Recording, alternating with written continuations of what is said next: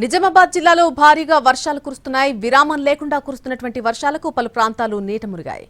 వర్షాలకు సంబంధించిన మరింత సమాచారం మా ప్రతినిధి బాలకుమార్ అందిస్తారు.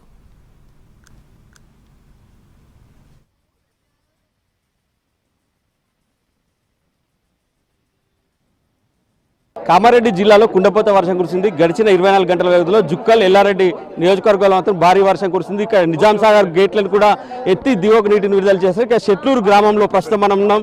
షెట్లూరు గ్రామంలో వాగు ఉధృతికి వాగులో ముగ్గురు చిక్కుకున్నారు. మరో 700 గొర్రెలు కూడా చిక్కుకున్నాయి. ఇక వరదకు సంబంధించి కావచ్చు, భారీ వర్షాలకు సంబంధించి ఎన్డీఆర్ఎఫ్ బృందాలు అయితే అక్కడికి వెళ్తున్నాయి. సురక్షితంగా చెరువులో వాగులో చిక్కుకున్న వారిని సురక్షితంగా రప్పించేందుకైతే అధికారులు ఏర్పాట్లు చేశారు. మనం చూడొచ్చు, ఎన్డీఆర్ఎఫ్ బృందాలు ఒక పడవలో, నాటు పడవలో అక్కడికి వెళ్తున్న పరిస్థితి అయితే మనం చూస్తున్నాం విజువల్స్ లో. ఇప్పటికే వరదల తీవ్రత ఎక్కువగా ఉంది. కామారెడ్డి జిల్లాలో కూడా భారీగా వర్షాలు కురిసినట్లు అధికారులు చెప్తున్నారు. సో ఇక్కడ సబ్ కలెక్టర్ ఉన్నారు, పరిస్థితిని సమీక్షిస్తున్నారు. ఇప్పటికే ముగ్గురిని సురక్షితంగా ఒడ్డుకు చేర్చారు. ఇప్పుడే కామారెడ్డి జిల్లాలో 3 రోజులుగా భారీ వర్షాలు, ఎట్లా ఉంది సిచ్యువేషన్? వర్షాలు అయితే చాలా ఎక్కువ పడ్డాయండి. రాత్రి నిరంతరంగా వర్షాలు పడడం వల్ల, అలాగే మనకి కౌలాస్ నాలా ప్రాజెక్ట్ ఒకటి ఉంది, అలాగే నిజాం సాగర్ ప్రాజెక్ట్ ఉంది. రెండింటినీ కూడా రాత్రి మీద గేట్లు తెరవాల్సి వచ్చింది నిండుకోవడం వల్ల. సో కౌలాస్ నాలా ప్రాజెక్ట్ తెరవడం వల్ల మనం ఇప్పుడు ఎక్కడైతే నిల్చున్నామో షెట్లూరులో, ఈ వాగులోకి నీటి ప్రవాహం పెరగడం వల్ల రాత్రి మనం ఇన్ఫర్మేషన్ అందించినప్పటికీ ఎవరైతే గొర్రెల కాపర్లు ఉన్నారో వాళ్ళు, ఆ షెపర్డ్స్ గొర్రెలు అటుపోతున్నాయని చెప్పి వాటి వెనకాల వెళ్ళి అక్కడ స్టాండ్ అవ్వడం అనేది జరిగింది. సో మనకు పొద్దున్నే ఇన్ఫర్మేషన్ రాగానే ఫైర్ టీమ్ని అలర్ట్ చేశాము. వాళ్ళు నిజామాబాద్ నుంచి ఎస్డీఆర్ఎఫ్ టీమ్ని పిలిపించడం జరిగింది. ఎస్డీఆర్ఎఫ్ టీం వచ్చి ఇప్పుడే ముగ్గురిని రెస్క్యూ చేయడం జరిగిందండి. ముగ్గురు ఎవరైతే స్టాండ్ అయి ఉన్నారో, అక్కడ ఒక ఐలాండ్ లాంటి దాని మీద స్టాండ్ అయి ఉన్నారో వాళ్ళని రెస్క్యూ చేయడం జరిగింది.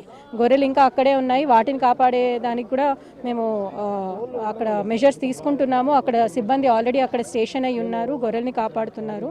సో ప్రజలందరూ కూడా బాగా అప్రమత్తంగా ఉండాలండి. వర్షాలు చాలా హెవీగా పడ్డాయి. అలాగే మనము ఫ్లడ్ గేట్స్ ఏవైతే ఓపెన్ చేశామో దాని దృష్ట్యా ఎవ్వరూ కూడా ఈ వాగులు వెళ్లే దారిలోకి వెళ్ళొద్దు. అట్లాగే అనవసర ప్రయాణాలు చేసుకోవడం కానీ ఇవన్నీ ఆపుకోవాలనేది మేము రిక్వెస్ట్ చేస్తున్నాం. మరియు 2-3 రోజులు కూడా భారీ వర్షాలు కురిసే అవకాశం ఉన్నట్లు చెప్తున్నారు. జనాలకు ఏం చెప్తారు? సో వర్షాలు మన కంట్రోల్లో ఉండవు కాబట్టి, మనం దేన్ని కంట్రోల్ చేయలేం కాబట్టి, మన ప్రయాణాలు ఏమన్నా ఉంటే అవి కంట్రోల్ చేసుకోవాలి. అలాగే వెంచర్ అవుట్ చేయడానికి వెళ్తూ ఉంటారు. వర్షాలు నీళ్లు కొద్దిగానే ఉన్నాయి కదా అని చెప్పి వెంచర్ అవుట్ చేయడానికి వెళ్తూ ఉంటారు. కానీ అది చాలా ప్రమాదకరం అండి. ఇప్పటికీ మనం చూస్తున్నాము, రీల్స్ కోసమని వెంచర్ అవుట్ చేస్తున్నారు. దాని తర్వాత ఫిషింగ్ కోసమని కొంతమంది వస్తూ ఉంటారు. తక్కువ ప్రవాహమే ఉంది కదా, మనం వెళ్ళేటప్పుడు తక్కువ ప్రవాహం ఉండొచ్చండి, 1 ఫీటే ఉంది కదా అని మనం వెళ్తాము. కానీ తిరిగి వచ్చే అవకాశం లేనట్టి పరిస్థితులు ఏర్పడొచ్చు. కాబట్టి ప్రజలందరూ కూడా, ఇప్పుడు మనం దేవుని దయ వల్ల వీళ్ళని కాపాడగలిగాము. మనకి టైం అంతా అనుకూలించింది. మనం అందరం, ప్రభుత్వ యంత్రాంగం అంతా కూడా రాత్రి నుంచి కష్టపడి ఇప్పుడు ఇమీడియట్గా మనము రెస్క్యూ చేయగలిగాము. అలాంటి అవకాశం వస్తుందో లేదో చెప్పలేం కాబట్టి ప్రతి ఒక్కరూ కూడా జాగ్రత్తలు ఖచ్చితంగా తీసుకోవాలండి. ప్రభుత్వ అధికారులకు